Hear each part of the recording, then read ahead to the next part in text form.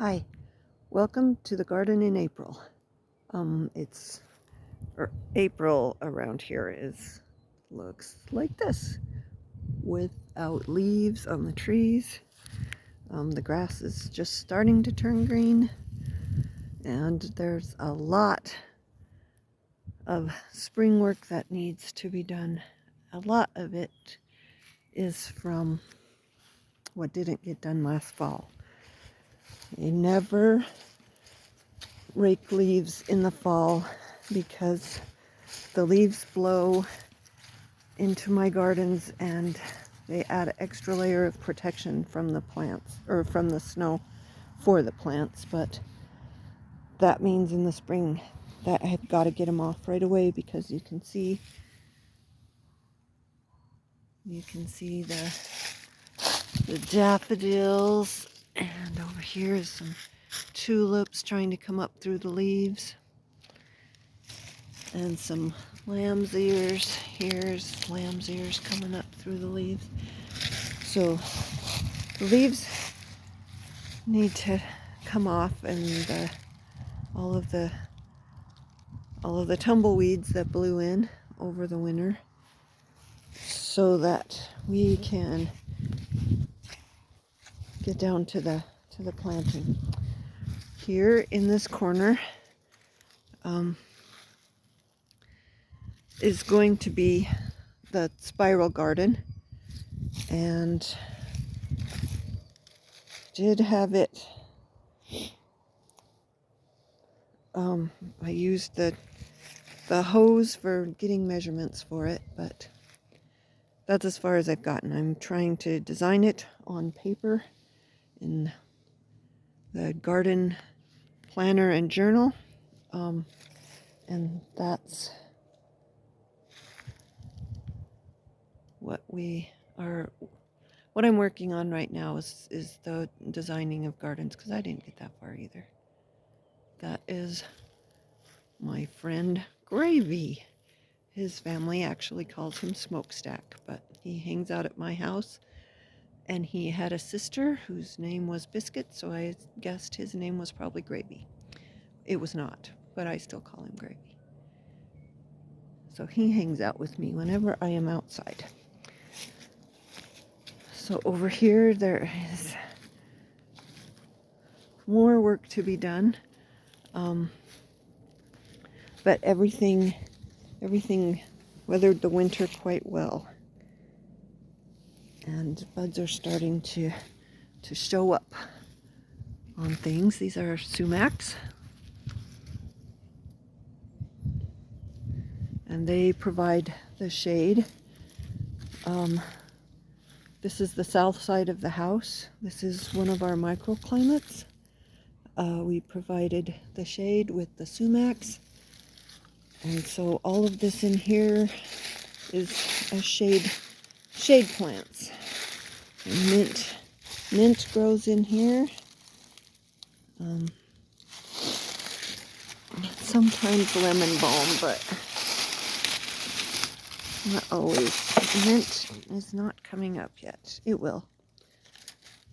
And there are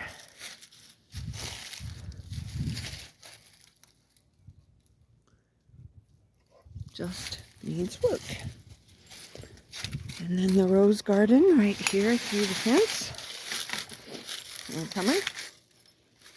Well, come on then, hurry up. Are you coming?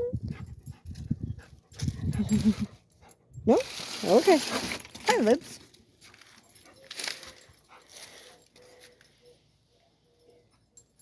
So as soon as the roses start turning green and leafing out a little bit, you can see the green down there at the bottom, then we'll cut them back a little bit down to, because the top dies. But between the leaves and some dirt that we mound around the bottom, the roses do really well right here. And so we'll just need to cut back down to wherever ends up being the dead part. This might be, but this kind of looks like it might have some buds coming. So we'll wait and see. Some more daffodils.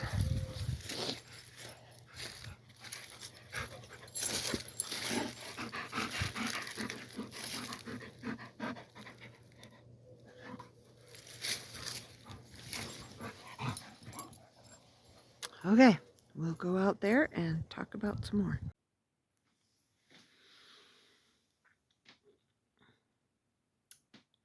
The plants that were started the week of March 15th, 5 trays of them are doing really well, but I had crop failure on the other 7 trays. So on April 3rd, I am replanting some of them. Some of them I just lost, and there's no getting them back. Got the wrong dirt. I found some dirt, some seed starting mix that was cheaper, but in the long run it was not cheaper. So I guess the lesson out of that would be cheaper isn't always better, and be aware of what you're getting. And if you find something that's working, then don't change that, because these were all started with the Jiffy mix that I always use, and then when I went back to get more, it was like twice as much, so I found something cheaper, and that was not my best. So herbs and flowers are what we lost. The tomatoes and the peppers and the cabbage family plants are doing pretty well. So we will see if we can regain ground. It's really not too late. Actually, it's never too late. So it's not worrisome. It's just kind of sad. All right, so back here, the chickens in the garden, and this straw I was using for the chicken house, but it got wet and the tarp ripped and it got all moldy, so we're using wood chips in the chicken house, and this needs to be composted. So this is going to be right over here is going to be one compost pile, and this all is a pile that needs to go away.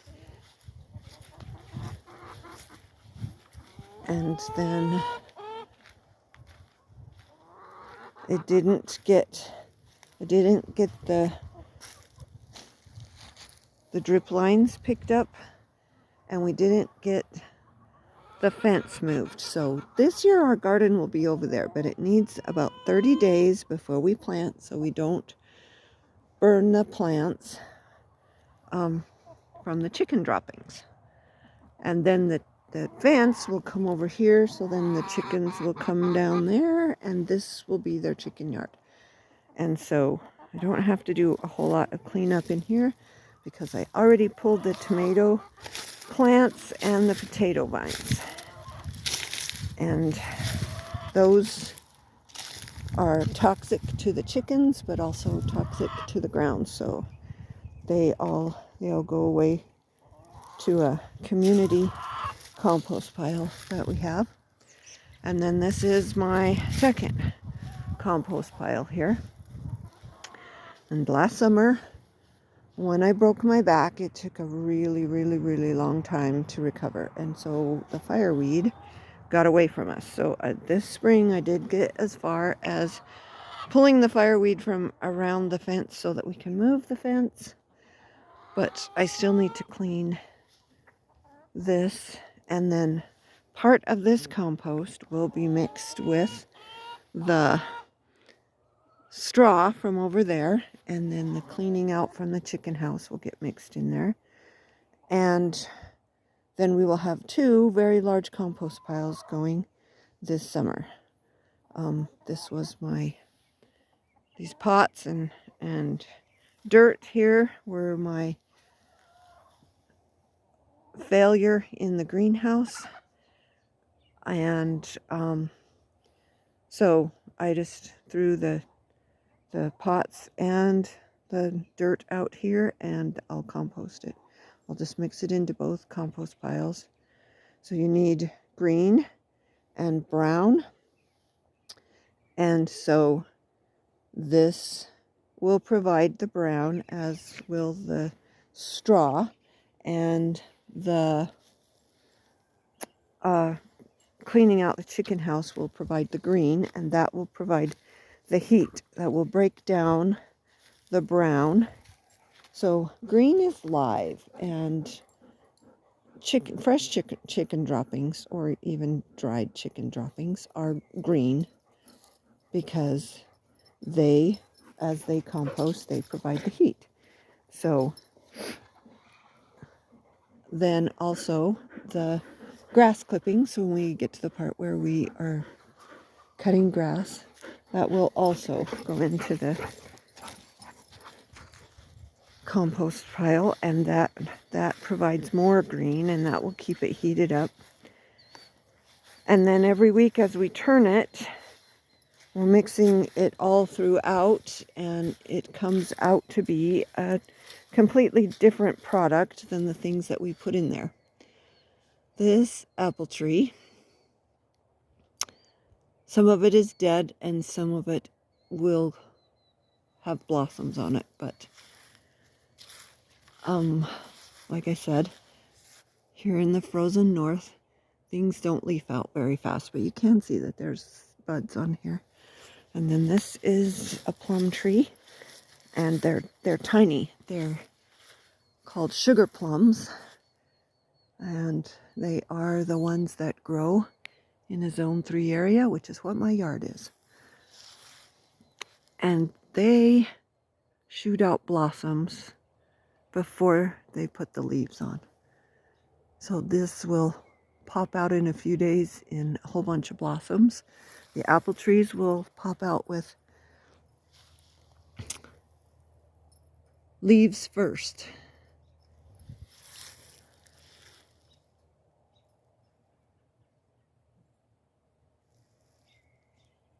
And my dogs are playing with gravy.